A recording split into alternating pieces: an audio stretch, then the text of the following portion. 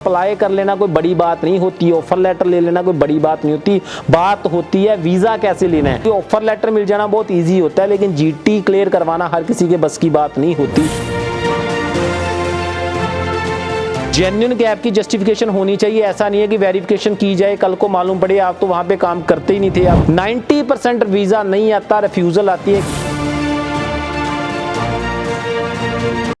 Hi everyone, this is Daljit Sandhu from Delta Immigration. So आज हम बात करने जा रहे हैं ऑस्ट्रेलिया स्टडी वीज़ा के रिगार्डिंग। सो जितने भी स्टूडेंट्स ने ड्रीम देखा हुआ है ऑस्ट्रेलिया जाकर स्टडी करने का, या कहीं ना कहीं उनके माइंड में है कि क्या एलिजिबिलिटी क्राइटेरिया है, कौन सी बातों को अवॉइड करना चाहिए, किस तरीके से हमारा वीज़ा आएगा, तो उन सभी के लिए ये वीडियो है। तो इस वीडियो को देखिए, शेयर कीजिए। अगर आपको पसंद आती है तो अपने फ्रेंड्स के साथ भी शेयर कीजिए, सो दैट उनके तक भी इन्फॉर्मेशन पहुँच पाए। अगर वो कोई ना कोई मिस्टेक कर रहे हैं तो उसको अवॉइड कर पाएँ। जब ऑस्ट्रेलिया स्टडी वीज़ा की बात आती है ना, तो हर किसी के चेहरे खिल उठते हैं, क्योंकि एक अच्छी कंट्री है, कहीं ना कहीं ड्रीम डेस्टिनेशन है ऑस्ट्रेलिया जाकर स्टडी करना है। लेकिन कुछ ऐसी बातें होती हैं जहां कुछ ऐसी मिसअंडरस्टैंडिंग्स हो जाती हैं, जब मिसगाइडेंस हो जाती है, जो कंसल्टेंट्स के थ्रू आपको प्रोवाइड की जाती है, उसके बाद आपका रिफ्यूजल आ जाता है। सो उन्हीं बातों के रिगार्डिंग हम डिस्कशन करने जा रहे हैं, सो दैट उनको आप अवॉइड करें, बच पाएं जितना बच सकते हैं। आप वेरीफाई कर पाएं कि आपका एलिजिबिलिटी क्राइटेरिया बनता भी है कि नहीं बनता, सो दैट आपकी जो मनी है वो वेस्ट ना हो पाए।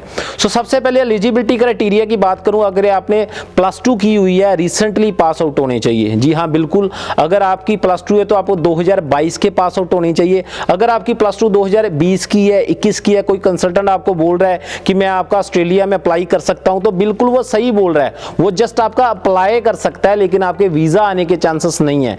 90% वीजा नहीं आता, रिफ्यूजल आती है, क्योंकि हम +2 2020-21 वाले स्टूडेंट्स को डिप्लोमा प्रोवाइड करवा देते हैं।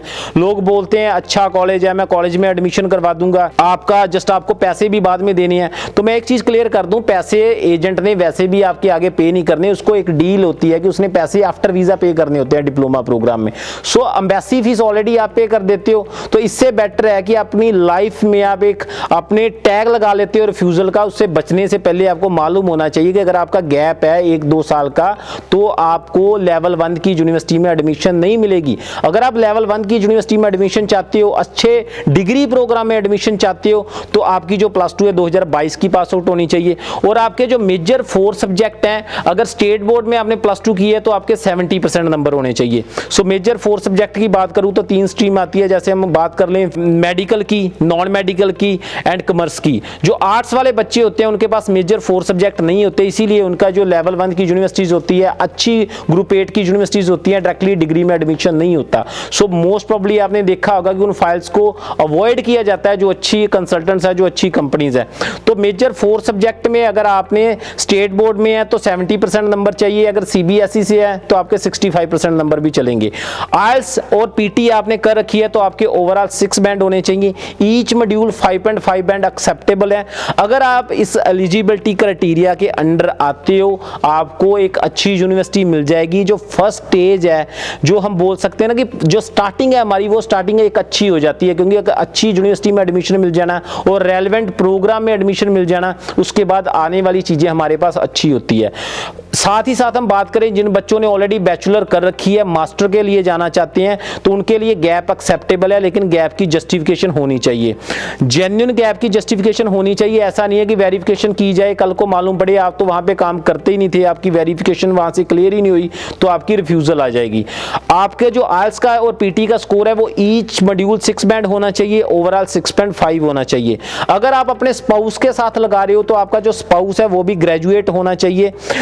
कुछ कंट्रीज ऐसी होती है जहां पे स्पाउस की क्वालिफिकेशन नहीं देखी जाती, लेकिन जब हम बात ऑस्ट्रेलिया की करते हैं ना, वो एक जेन्युइन बच्चे को वहां पे एडमिशन देना चाहते हैं, और साथ ही साथ जो उनका डिपेंडेंट आ रहा है ना, वो भी देखते हैं कि स्किलफुल पर्सन है कि नहीं है। इसीलिए वो ग्रेजुएशन होनी चाहिए, इसीलिए ग्रेजुएशन मस्ट है। जो आपका डिपेंडेंट है उसकी भी ग्रेजुएशन होनी चाहिए। सो इसीलिए वो देखते हैं कि क्या इनका जो डिपेंडेंट आ रहा है, क्या उन्होंने ग्रेजुएशन कर रखी है, वो एक स्किलफुल पर्सन है कि नहीं है।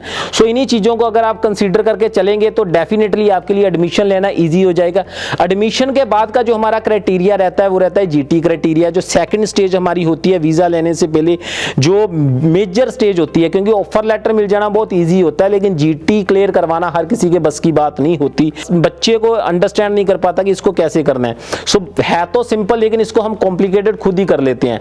इसमें दो काम होते हैं, एक तो अपने फाइनेंशियल डॉक्यूमेंट आपको भेजने होते हैं कि क्या जो आपके पास फंड्स हैं आपकी हायर एजुकेशन के लिए क्या आपके पास अवेलेबल है, वो फंड्स आपके अकाउंट में है या आपके पेरेंट्स के अकाउंट में है, एक्सेप्टेबल है। साथ ही साथ आप पेरेंट्स की आईटीआर भेजते हो।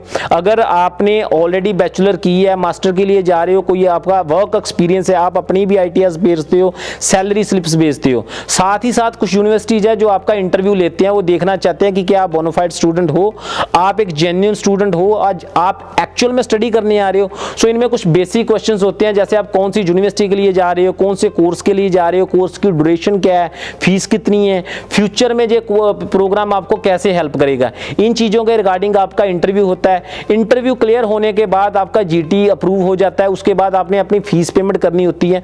मोस्ट प्रोबेबली यूनिवर्सिटीज में 6 मंथ की फीस पेमेंट की जाती है। इसके बाद आपको सीओई इशू हो जाती है और आप अपनी फाइल हाई कमीशन में सबमिट कर देते हो and approximately within 1 month presently visa आ रहा है। अगर आप इन चीजों का ख्याल रखते हो तो डेफिनेटली आप जो वीजा लेने की मंजिल है ना उसको आप अचीव कर पाओगे। अप्लाई तो कोई भी कर देगा, आप कहीं भी चले जाओ अप्लाई कर लेना कोई बड़ी बात नहीं होती, ऑफर लेटर ले लेना कोई बड़ी बात नहीं होती, बात होती है वीजा कैसे लेना है। तो अगर आप इन बातों का ख्याल रखते हो तो आपके लिए ईजी होगा वीजा लेना। सो अगर आप अपनी फाइल के रिगार्डिंग कोई भी इंफॉर्मेशन चाहते हो तो डेल्टा इमिग्रेशन ऑलवेज अवेलेबल है आपकी हेल्प करने के लिए। बहुत सारे बच्चों ने अपना सपना साकार किया है अलग अलग कंट्रीज का डेल्टा इमिग्रेशन के थ्रू। अगर आप उन बच्चों की लिस्ट में खुद को लाना चाहते हैं तो नीचे दिए गए नंबर 7307070001 पे कॉल करें, अपनी अपॉइंटमेंट बुक करें, आने वाले जून एंड जुलाई इनटेक में अपनी एडमिशन फाइल करें। धन्यवाद।